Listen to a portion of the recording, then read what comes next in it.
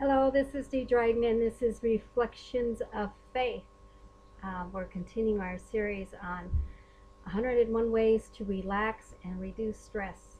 Today is March 21st, 2015, and it is 3:28. I gotta quick do this because I'm going to run into Kalispell to get some. I'm going to deliver some stuff that I don't want to the food bank, a secondhand store that's in Kalispell that God put on my heart to do. So that's what I'm going to do.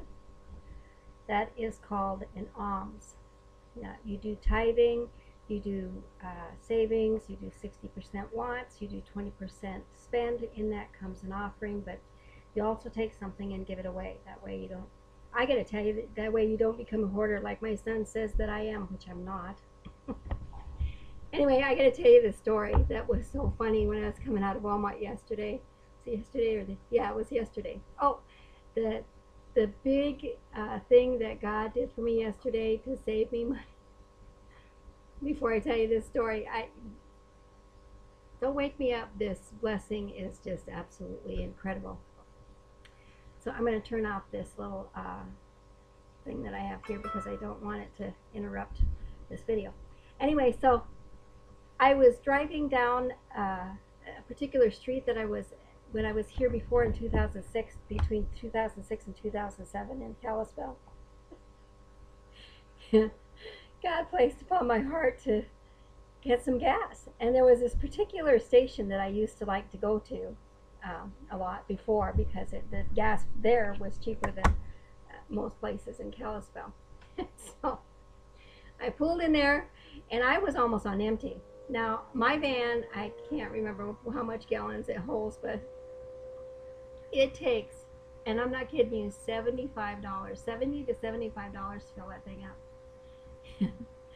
It was almost on empty, so I thought, well, I might as well just pull in here and do that. And I was waiting for it to, it was getting up to 30, 35, 40, and then it hit 45 and it just stopped. The handle just unlocked.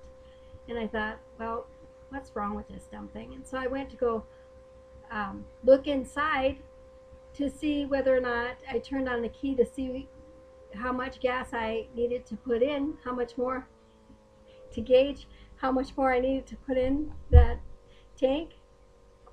And it was over full. I sat there and I looked at that and I looked at it again. Now, I sat there and I looked at that and I thought, this can't be. $45 to fill up this tank. $45 from $70 to $75 that it takes to fill up that tank.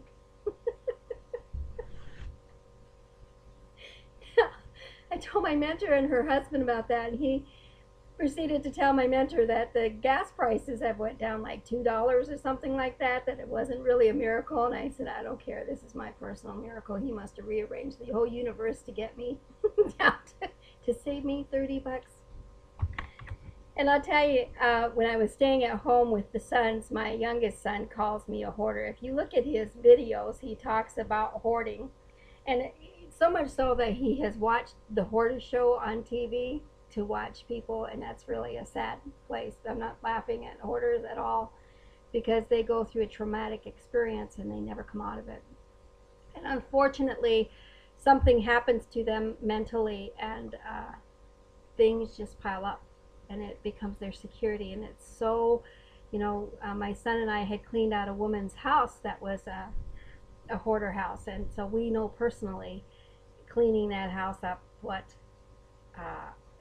it's all about. So I think a part of him is joking about me being a hoarder, which if I am, I'm an organized one. But he just kept calling me that, so much so that it just bothered me.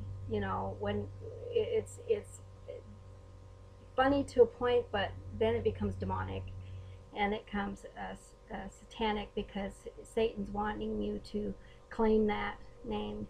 And I know that I'm not one because, again, I'm giving away stuff today to the food bank, food bank secondhand store that God had pointed out for me to do. And when I get my stuff here, I'm going to go through it all, and I'm going to keep what I would put in a sanctuary set, because I got like 3 sets of dishes and whatnot, and so that people have given me over the years that have died and whatnot.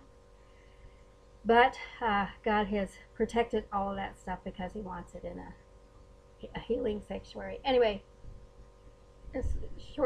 long story short, I was coming out of Walmart yesterday, and there was this guy that had a black car, and he's backed up right in front of me while I was walking.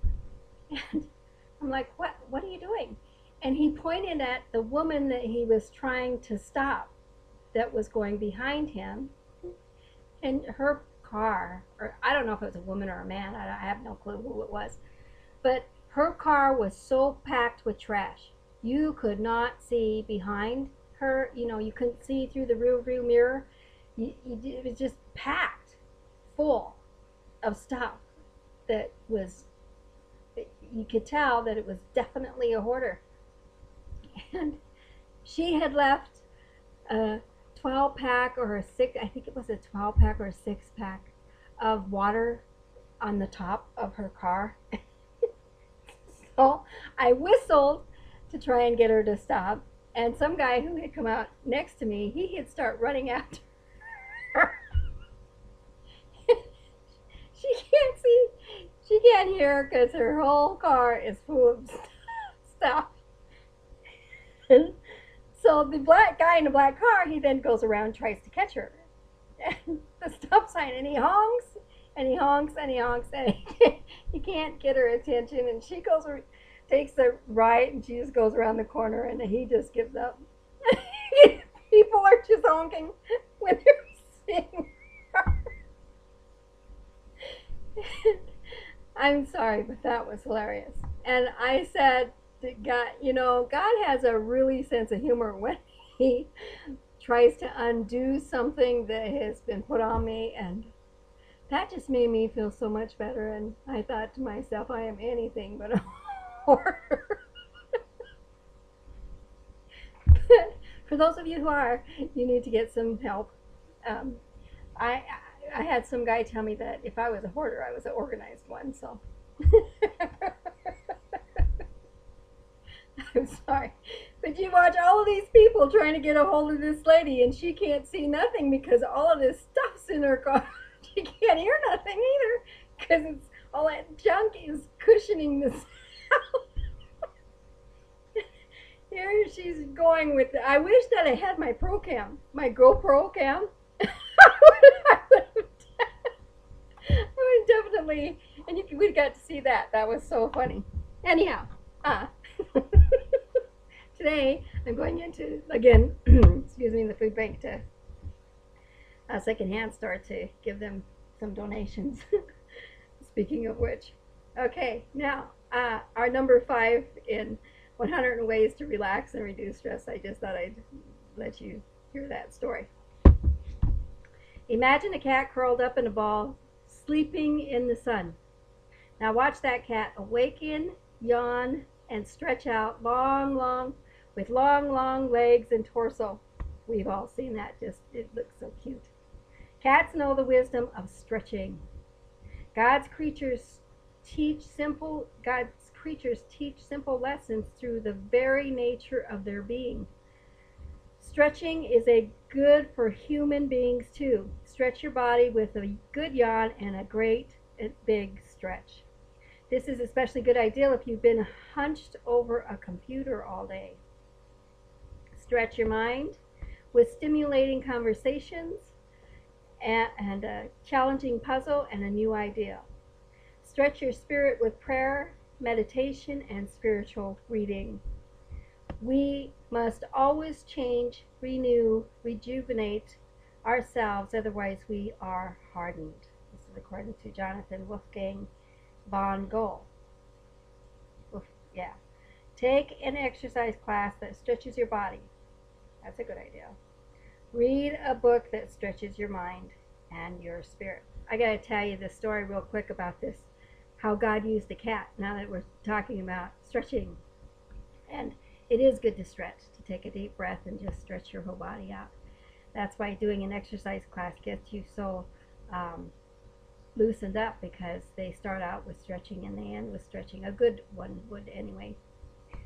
your body and your muscles need that kind of stretching. And I got some other weights to put on my stomach when I start doing my stomach exercises, and that of course is coming up next week. I'm going to start that on the 23rd.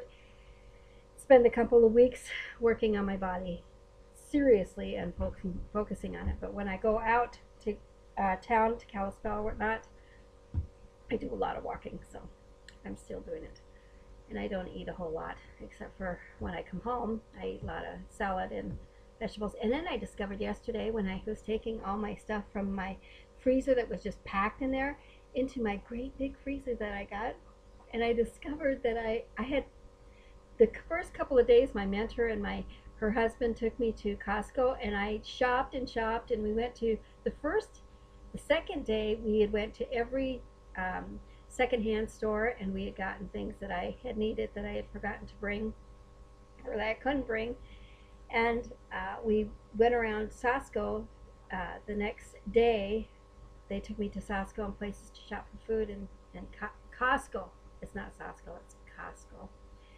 And I forgot that I had gotten a bunch of salmon. I love salmon. And of course, Christ, ate a lot of fish, and he ate a lot of chicken and anything that was a bird and fish.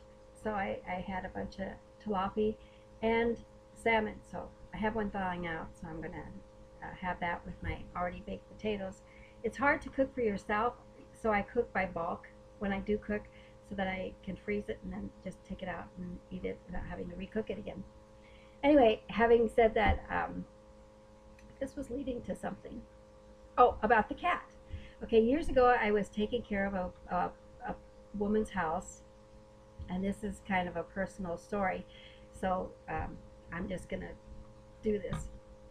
I was taking care of a woman's house, and I was dating this one guy in Rapid City, and I'm not going to, because I'm blessing him, I blessed him, whatever, but he was like a stalker. He started stalking me as I was working at Hobby Lobby. He would wait outside for me. He was supposed to have been a Christian, and he had apparently had problems with his last church that he was in, and so he switched church to the church that I was going to, and through a group of class that we were having, this is how I met him. And through a process of things that were pressuring in the whole 9 yards, he invited me. We were supposed to go out and eat, but and I thought, well, I'll just go out and eat with him, because there was just so much pressure there. Okay, and whenever this had happened, he had taken me to his house without telling me what he was going to do. And when women have been in a position where they have been constantly stalked, and this has been years and years and years ago, this is like the year 2003, somewhere around there, and I got, with every valley that I go through, there are things that I learn, and wisdom, when it talks about that cat, God giving animals wisdom to show you how to live, this is true. And what had happened was he ended up raping me in his home. He knew he had done wrong. I'm not going to go into the details of that. And I had told a lady that I was a Christian that worked with me, and her husband was a cop, and she said, she just made it so clear that I needed to go to the church head. During that time, my son was in, he was trying to keep him out of the court system. We were going through a lot of problems in my personal life as well, and that could have been one of the reasons why I was susceptible and to that kind of thing. I don't know. But anyway, I had taken him to the church, and I had brought it out in the open, and we were confronted. And after I had left that church, I felt that I was raped again, because when I explained how this whole thing happened, he got patted on the back, and I was in tears. I went in with tears, came out with tears. I was devastated. I know the difference, You know, I grew up and I was raped when I was 6 years old, and I know the difference between consensual and forcing somebody when you say no, no, no, and they don't back off, and they physically take you. It was so bad that I had even told my sons at the time. So, about the cat thing. So I was staying with this lady who was taking care of her husband in her house while she was off to Phoenix, Arizona. So every weekend I would go to Rapid and take care of her home. And she had this cat, this big fat cat. And I was so devastated by this experience. I couldn't get out of this.